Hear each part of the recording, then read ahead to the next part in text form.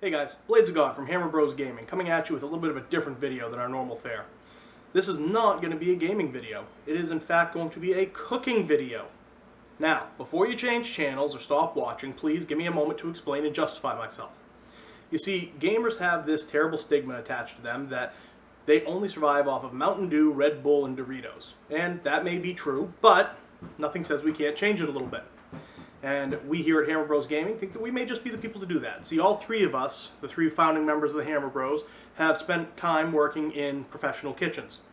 I actually worked in a restaurant for 15 years, 10 of those years working behind the line as a chef. So, I'd like to take a little bit of that knowledge that I gained and show you guys how to make some delicious, easy, and game-themed or game-tied-in meals that I think you're really going to love. To kick this off, the inaugural meal, we're going to make the C.O.B, or the Coalition of Ordered Burgers. This is a burger so good it would satisfy even the hungriest gear. So stick around, I think you're going to like this. The Hammer Bros are now online.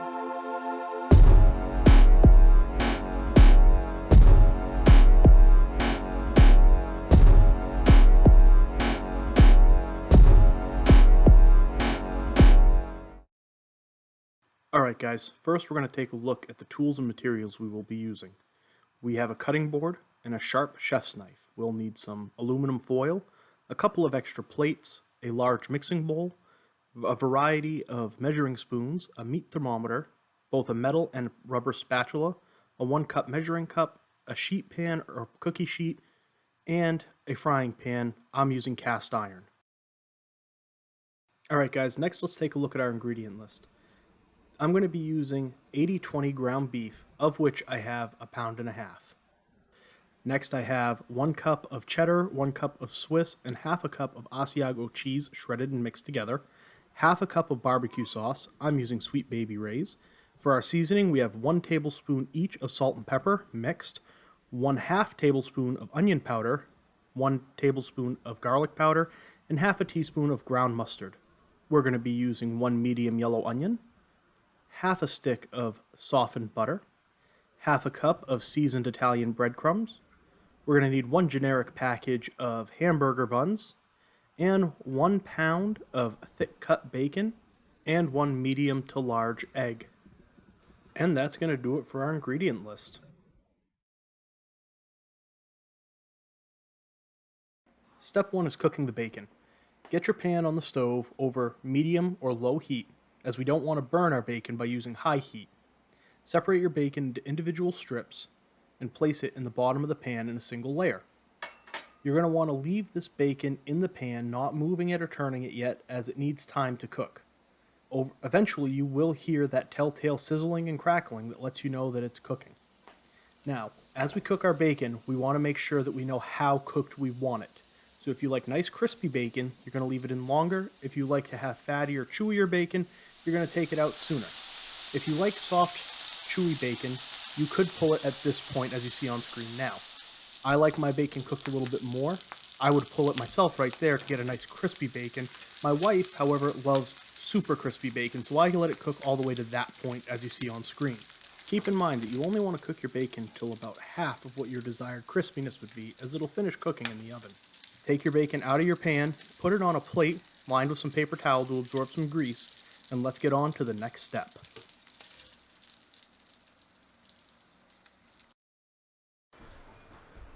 Get used to using this frying pan because we're using it in 4 steps of this burger making process. First, we're cooking our bacon. Second, we're cooking our onions. Third, we're cooking our burgers. And fourth, we're toasting our buns. It's going to get a lot of use, but we don't want to wash it. That's going to take and rinse all the flavor away. We want to keep that flavor in the pan, just keep adding it back into the burger. It's going to add a lot of flavor and a lot of depth, and I think you're going to taste the results. Alright, next we have a very simple but very essential step. We want to preheat our oven to 375 degrees Fahrenheit, and then set it to start warming.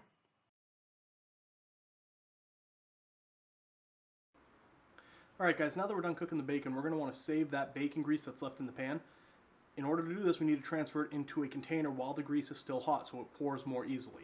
So please be careful while you're doing this step. Take extreme caution. There's not much to say about this part. other than make sure that whatever container you're using to hold your bacon fat is safe for high temperatures.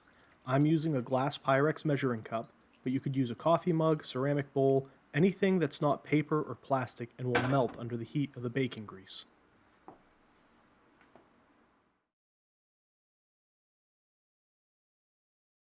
Let's talk about some onion stuff. So you're going to take your onion, your cutting board, and your knife. Take and cut both the top and bottom ends off of your onion. Cut very carefully, cut a line down the length of your onion, and remove the outer peel or outer layer of your onion. What you should be left with is a nice yellow onion with none of the skin-like paper on it. I may have struggled a little bit here, but hopefully it'll go easier for you. Once you have that skin off, cut your onion in half lengthwise, then take your half and you want to cut it across so you have half moons like this, not like this. Now everybody has a certain thickness that they think is ideal for burger onions. Personally, I think whatever you like will work just fine. However, I go with about 1/4 inch slices. Whatever you do, make sure you don't cut them so thin that they burn before they'll caramelize once we have them in the pan. Next, we're going to take those nicely cut onions and bring them back over to our frying pan. We're going to take about 1/4 to 1/2 of the bacon fat that we poured out of our pan earlier and add it back to our frying pan over low to medium heat. Give it a moment to warm up and then take and rotate your pan to spread the grease all around the bottom of your frying pan. This will act as lubrication and help to prevent any of the onions from burning. Next, take those onions and go ahead and dump them right into the pan. Having already cooked the bacon in here and adding the bacon fat in is going to not only keep the onions from burning as we caramelize them, but it'll add a nice flavor to the onions and give it a more complex flavor profile. Take your spatula and constantly move the onions around your pan. This will ensure they cook and caramelize evenly. I like to make sure that they are nice and soft and a little bit opaque before removing them from the heat. But if you like a crunchier onion, take them out a little sooner. When you're done with this step, you'll have some delicious sauteed onions. Step 5, seasoning the burger meat.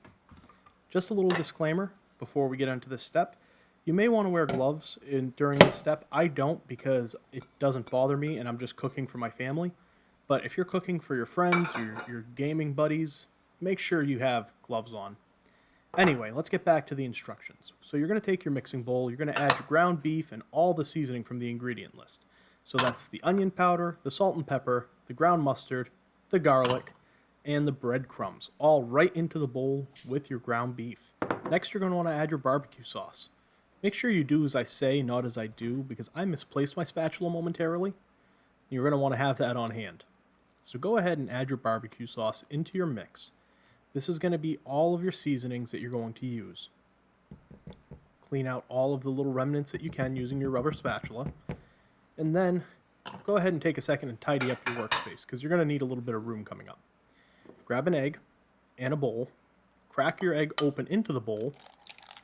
Make sure there's no bits of shell or anything floating in there because nobody likes shell in their burger. And add that right into the mix as well.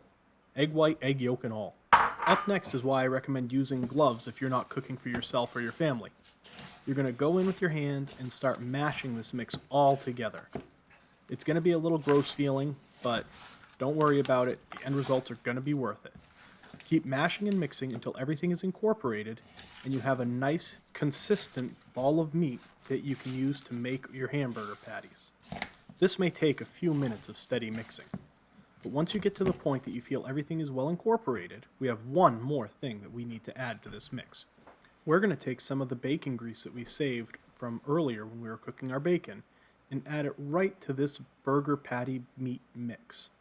This is going to give a lot of moisture and flavor to our burger patties. Once you pour some in, keep mixing until, again, you have a well incorporated, evenly seasoned ball of meat that you'll be able to work with to make your burger patties.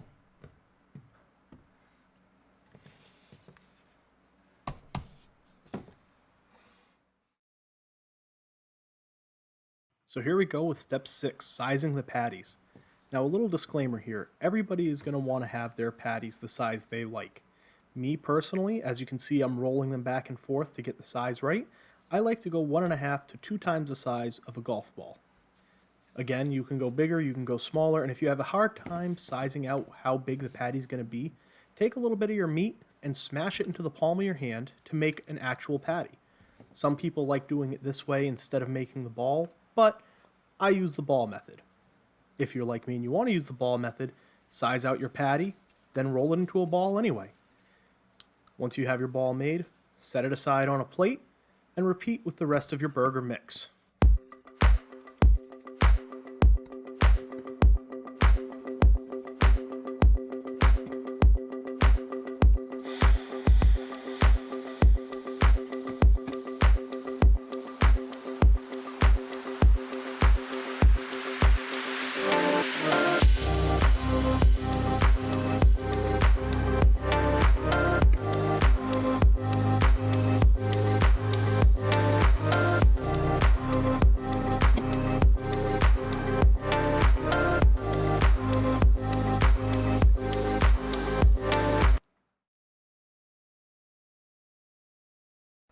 For this step, you're going to want to set up a burger frying station similar to what I have here.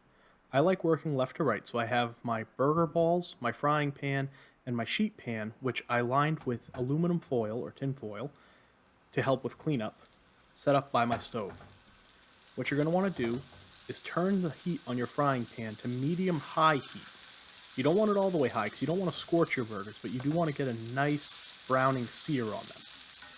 Take 4 of the balls and place them into the frying pan, one in each quadrant, or corner if you will, of the pan, so the burgers will make a nice little square.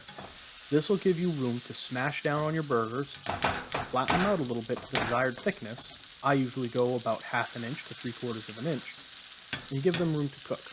Once each burger has been smashed or pressed down once, I come in again and press down on each burger patty at a perpendicular angle. This is going to make sure that the burger is pressed uniformly and should cook more evenly on the underside. After about 1.5 to 2 minutes, give your burgers a nice gentle flip, and you should see a brown, seared underside. This is what you're looking for. If you use too high of a heat, you're going to see a lot more black scorch marks, and if your heat isn't high enough, you're not going to get that sizzle, and you're still going to have a lot of pink on the underside of your burger. That's not what we're looking for. Once these burgers are all flipped over, space them back out so they're in their appropriate quadrants, and go through and do a single smash on the burger. This is going to help flatten out any rounded edges and make sure that the burgers cook more evenly.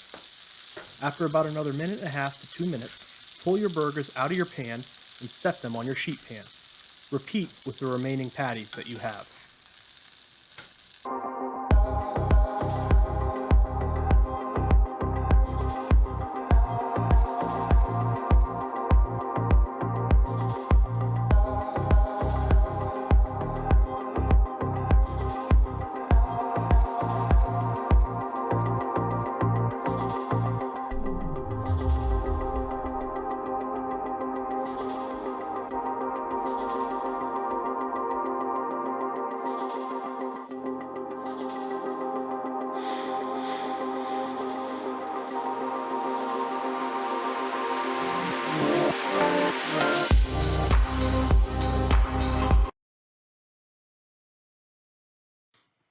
For this step, we're going to need the burger patties that we just finished frying.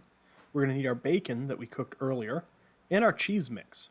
What you're going to want to do is break up your bacon so it's at the appropriate length to cover the top of your burger patties without having a ton hanging over. If you do have a lot hanging over, you're going to end up scorching it or burning it in the oven, and, well, nobody really likes super burnt bacon. So go ahead and put as many layers as you'd like of bacon on your patties. I like to go 4 strips. 2 one way, then 2 at a perpendicular angle across, until all of your burgers are covered with bacon.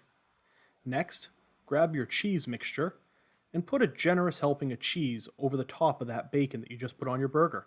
This is going to help keep the bacon in place once the cheese melts. It's also going to help seal in a little bit more of that moisture so your bacon doesn't dry out while it's cooking in the oven.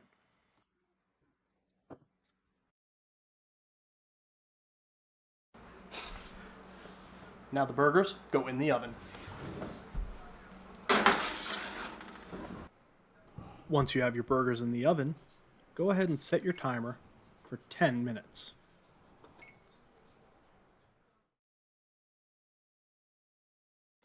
Now I'm not going to lie to you guys, this step is 100% totally optional, and if you don't want to go through toasting your buns, by all means, don't. Me personally, I love a good toasted bun on my burger. To do this, what I'm doing is taking some of that softened butter and buttering the inside of each side of my burger buns. Make sure your pan is on a high heat. We want to have it medium high to high. And we're going to make sure that we still have enough bacon fat in our pan before we put our bread in. You should still have a little bit of bacon fat left, so if you're running low, throw the rest of that in your pan and get it nice and hot. What we're going to do is, after we butter all of our buns, we are going to press one of the buns into the pan and listen for that telltale sizzle. If you have the sizzle, then you're good to go. Drop the rest of your buns in. I'm only able to do 2 burger buns at a time, or 4 pieces at a time, and give them a little press in the middle to make sure that you're getting toasting done on the entire surface of your bun, not just the outside. After about 30 to 45 seconds, give it a little flip. You should see a nice golden brown crispiness to your bun. Flip it over really briefly. We're going to give the back side just a light toast, maybe another 10 to 15 seconds, and then we're going to pull those right out of the frying pan and set them on one of our extra plates. Repeat with however many buns you're going to need for your meal.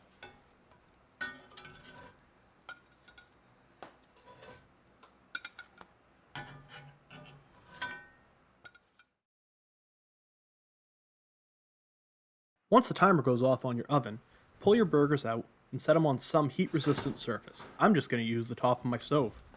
Take a moment to stand back and admire your work, because if you've been following these steps, you're going to have some beautiful looking burger patties. Once you're done admiring your work, grab your thermometer. You want to locate the thickest part of your burger patty and put the thermometer about halfway into the burger. You want to make sure that the internal temperature of the burgers is 140 degrees Fahrenheit. This is to make sure that it's thoroughly cooked and will help you avoid any parasites or foodborne illnesses. Check a couple of burgers just to be safe. As you can see, even out of the burger, my temperature drops down from 145 to 140, so we're good to go.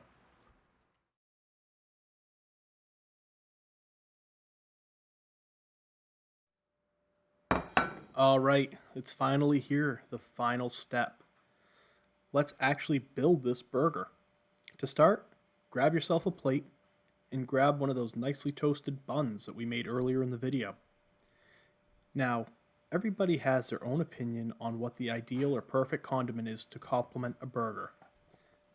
To be honest, I don't think it really matters. There is no perfect condiment. It's whatever you like.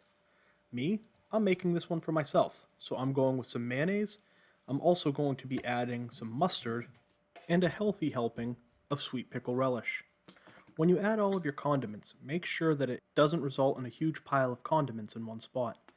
This is going to cause your burger to tip, and we really don't want that. The reason you want to do this is because if you have a tipped burger, when you put your onions on top, they could all spill off and that would be disastrous. So once you get all of your condiments on there, take a spoon, just flatten it out a little bit. It'll make your life a little easier down the road. Once you've decided what you wanted for condiments and got it spread on your burger bun, let's go ahead and grab one of those patties that we had made earlier in the video. We're going to want to set that right on top of our bottom bun, like so. And then we're going to want to grab some of those fried onions we made in an earlier step, and we're going to top the burger with those fried onions. Normally I would have been adding lettuce and sliced tomato to this burger as well, but sadly at the time of filming, I didn't have any on hand. But you can always add that yourself if you so choose.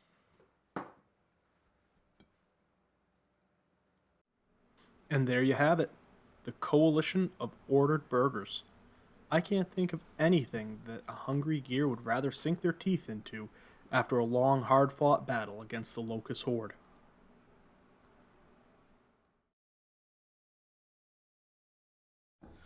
Alright guys, here we go. Moment of truth. Coalition of ordered burgers. Let's see how it stacks up.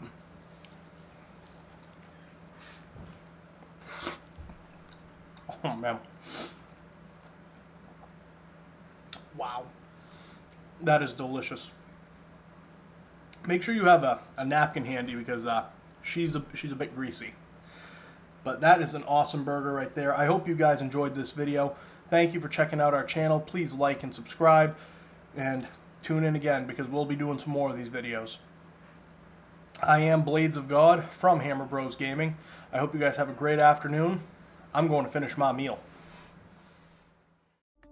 Hey everyone, thank you so much for watching. If you enjoyed this video and want to see more content like this, please like and subscribe. You can also check us out on Twitch at Hammer Bros Gaming. I am Bladesofgod, and until next time, have a great day everyone.